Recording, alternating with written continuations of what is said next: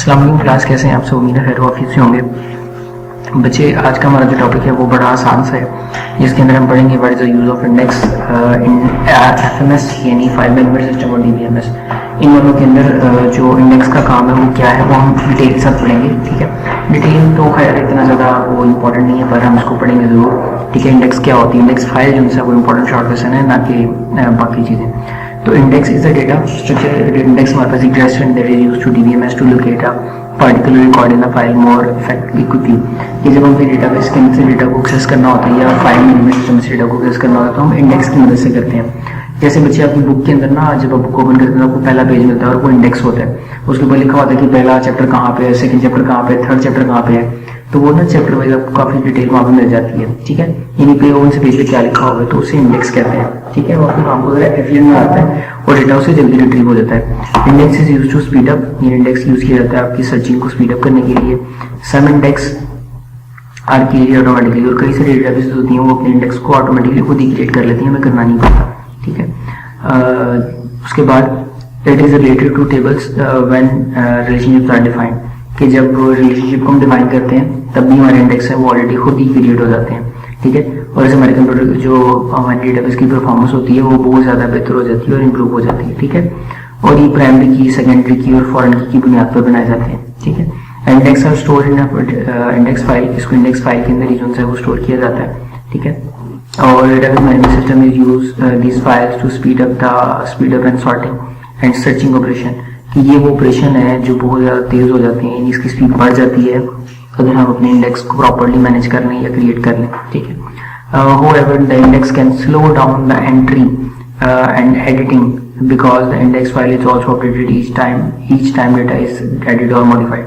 कि बेटा इससे ना हमारे जो इंसर्शन वाले प्रोसेस हैं वो थोड़े स्लो हो जाते हैं। यानी डेटाबेस के अंदर जब नया डेटा एंटर किया जाएगा तो वो साथ ही साथ जो है ना आपका उसको भी अपडेट कर देगा साथ इंडेक्स को। तो जाहिर है एक काम होना है इंसर्शन का, दूसरा होना है इंडेक्स अपडेट करने का।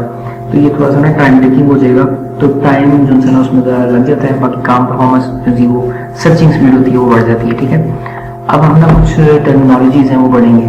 वो है use short note for short note लिखने यूजर के बारे में, डेटाबेस एडमिनिस्ट्रेटर के बारे में और डेटा एडमिनिस्ट्रेटर के बारे में। बेटा हमने ना इनकी रिस्पॉन्सिबिलिटीज जो हैं वो ध्यान से याद करनी है, और वो शॉर्ट क्वेश्चन में मिल जाएंगी। ठीक है, कि डेटा एडमिनिस्ट्रेटर की क्या रिस्पॉन्सिबिलिटीज है, डेटाबेस एडमिनिस्ट्रेटर की क्या रिस्पॉन्सिबिलिटीज है। ये रिस्पॉन्सिबिलिटीज आपको शॉर्ट क्वेश्चन में मिलेंगी, चैप्टर के एंड पे ये शॉर्ट क्वेश्चन बने हुए हैं, अब वहाँ से मिलेंगे, आपको याद करनी है। ठीक है, पर हम इसको पढ़ेंगे तो यहाँ से कि यूजर क्या होता है और एंड यूजर क्या होता है। ठीक है, हमारे पास इन यूजर और एंड यूजर बेटा दो चीज़ों के एक चीज़ के दो नाम है, यूजर और एंड यूजर। ठीक है, वो एक पर्सन होता है जो डायरेक्टली डेटाबेस के साथ इंटरेक्ट कर रहा होता है। ठीक है, और वो सिर्फ एप्लीकेशन के साथ ही इंटरेक्ट करता है, उससे इससे कोई गरज नहीं होता कि डेटाबेस किस तरह से काम कर रही है या कैसे बनाई गई थी, उसे टेक्निकल नॉलेज नहीं होता।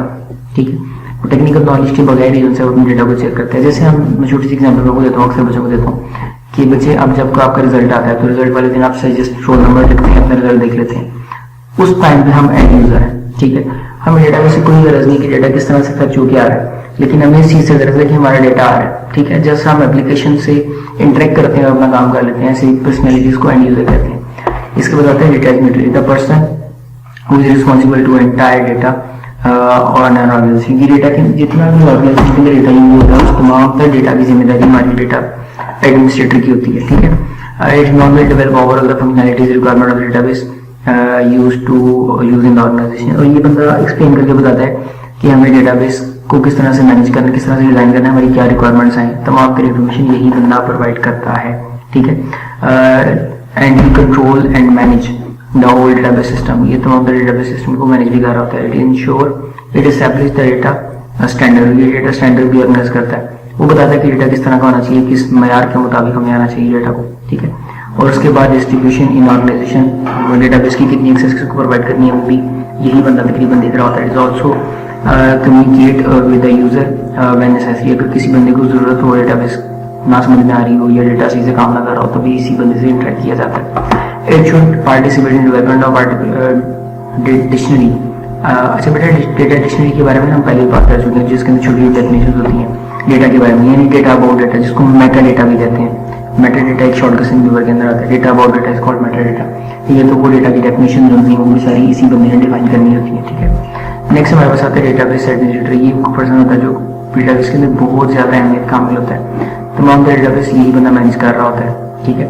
इसकी रिस्पॉन्सिबिलिटीज होती है डेटाबेस का डिज़ाइन, उसकी इम्प्लीमेंटेशन, उसके ऑपरेशन, उसकी मैनेजमेंट, डेटाबेस की मेंटेनेंस, ये तमाम काम यही देख रहा होता है। यानी डेटाबेस का टोटल जो कंट्रोल होता है वो इसी बंदे के पास तकरीबन होता है। It should a process to good migrational techniques, ये माइग्रेशनल टेक्निक्स भी अप्लाई करता है। माइग्रेशन का मतलब होता है कि हम क्लिक करें और डेटाबेस क्रिएट हो जाए ऑटोमेटिकली। जब हम सॉफ्टवेयर इंस्टॉल करते हैं तो डेटाबेस खुद क्रिएट कर लेता है, ठीक है। ये टेक्निक्स यूज़ करता है। इसके अंदर डिप्लोमेटिक स्किल्स जो हैं उसके अंदर शामिल होती हैं, यानी वो एक स्किल का मालिक नहीं होता, उसके पास काफ़ी सारे स्किल्स होते हैं। उसके बाद managerial skills are important to planning. इसके अंदर मैनेजरियल स्किल्स भी होते हैं जो कि बहुत अहमियत के हामिल है। इसमें प्लानिंग करना, कोऑर्डिनेशन करना, carrying out different different task को लेकर चलना, ये बड़ा टेक्निकल सा बंदा होता है और बड़ा स्किलफुल होता है, ठीक है, जो तकरीबन हर काम कर लेता है।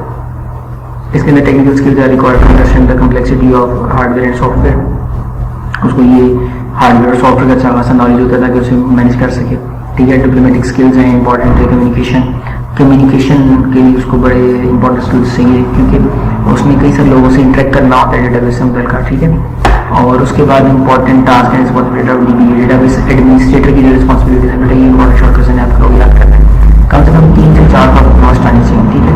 फिर इंस्टॉलिंग द डेटाबेस सिस्टम, ये डेटाबेस को इंस्टॉल कैसे करना है, उसको मॉनिटरिंग कैसे करनी है, अगर प्रॉब्लम आ जाए उसको सॉल्व कैसे करना है, और डेटाबेस के अंदर किसको कितनी परमिशन देनी है, इसके बैकअप कैसे लेने हैं, और डेटा अगर प्रॉब्लम क्रिएट हो जाए तो इसे रिस्टोर कैसे करना है, क्रैश होने की सूरत में कैसे डील करना है इसके साथ। ये तमाम तर रिस्पॉन्सिबिलिटी हमारी डेटाबेस एडमिनिस्ट्रेटर की होती है, ठीक है। अब हम बात करते हैं डिस्कस डेटा इम्प्लीमेंटेशन इन डीबीएमएस सिस्टम।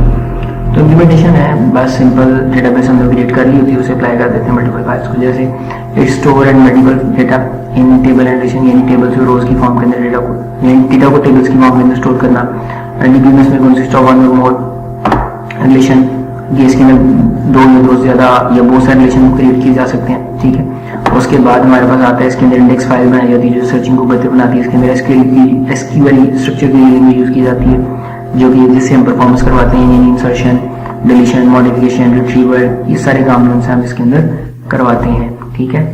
और इसी के साथ बच्चे हमारा चैप्टर भी खत्म होता जाता है और इसके जो शॉर्ट क्वेश्चन है वो इंशाल्लाह इंपॉर्टेंट जो शॉर्ट क्वेश्चन है मैं क्लास में मार्क करवाऊंगा और फिर उनके मैं साथ टेस्ट भी लूँगा, ठीक है, इंशाल्लाह।